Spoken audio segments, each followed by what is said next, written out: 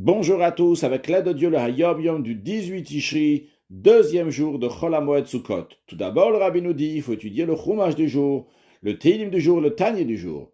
Puis, à savoir que lorsque le Rabbi a écrit le Hayom Yom en 5704, le 18 Tishri était un dimanche. Maintenant, pendant les 7 jours de la fête de Sukkot, chaque jour, on dit les Hoshanot. Mais, lorsque c'est Shabbat, on a appris dans le Hayom Yom d'hier, que Shabbat, on ne dit pas les Hoshanot. C'est la raison pour laquelle que le Rabbi nous dit aujourd'hui, le 4e jour de la fête de Sukkot, on a sauté les Hoshanot du 3e jour de la fête de Sukkot, donc qui était Shabbat.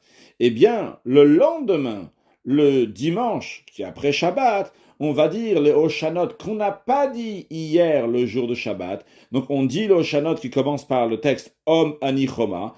Et aussi, on dit les Hoshanot du 4e jour de la fête, Adon Amoshia. Mais on ne tourne une seule fois. C'est-à-dire, le Rabbi est en train de nous donner une règle générale. À chaque fois qu'il y a Shabbat, on ne lit pas les Hoshanot le jour de Shabbat. On fait rien des Hoshanot le jour de Shabbat. Mais le lendemain, dimanche, on va rattraper. Qu'est-ce qu'on va rattraper? Uniquement le texte des Hoshanot qui n'a pas été lu le jour de Shabbat sera lu le lendemain, mais pour faire les tours autour de la bima en disant les Hoshanot, ça sera uniquement lorsqu'on lit les Hoshanot du jour actuel et non pas ce qu'on est en train de rattraper les Hoshanot donc de Shabbat. Sur ça, on ne va pas tourner avec ces Hoshanot. Un deuxième point, le Rabbi nous dit, en ce qui concerne donc les Hoshanot, on dit le mot Hoshana. Je m'explique un peu plus. Sur le texte même, ce qui est écrit dans le Sidour, il y a écrit uniquement le Aleph Bet. C'est-à-dire qu'on dit Aleph Bet, si par exemple on va prendre le Hoshanot du premier jour de la fête, il y a écrit dans le texte le man Amitach, le man Beritach, le man Godlach, etc.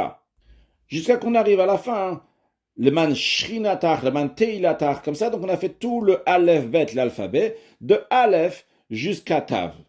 Et de même, tous les jours, le deuxième jour, on dit Even Shtia, Bet Aprira, Goren Arnan. Après le troisième jour, Om Anichom avec un Aleph, Barakacham avec un Bet, Gol Avesur avec un Gimel. Mais il n'y a pas écrit le mot Hoshana. Alors le Rabbi nous dit qu'on rajoute le mot Hoshana avant chacune de ces lettres de Aleph Bet. Depuis le début, depuis Aleph, Bet, Gimel, Dalet, etc., jusqu'à qu'on arrive à la lettre Samer. Lorsqu'on arrive à la lettre Samer, ou la lettre Aïn, comme nous allons voir dans un instant, c'est donc les lettres que le Chazan, l'officier, dit à voix haute. À partir de ces lettres-là, on dit Hoshana aussi bien avant et aussi bien après. Par exemple, si on va prendre les Hoshana du premier jour, quand on arrive à la lettre Samer, donc le man Sodar qui a écrit, on dira Hoshana le man Sodar, Hoshana, Hoshana le man Uzach, avec un Aïn Uzach, Hoshana, donc deux fois Hoshana avant et après. Et le Rabbi nous dit que notre coutume est de commencer à voix haute, c'est-à-dire ce que l'officier dit à voix haute, donc c'est à partir de la lettre Samer ou bien de la lettre Aïn.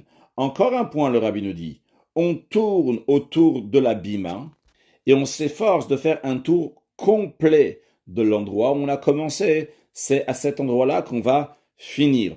On commence le tour avec la lettre que le Chazan il a commencé, que l'officier a commencé, la lettre Samer ou Aïn, et on termine le tour avec la lettre Tav. Mashiach na ou un excellent Yom.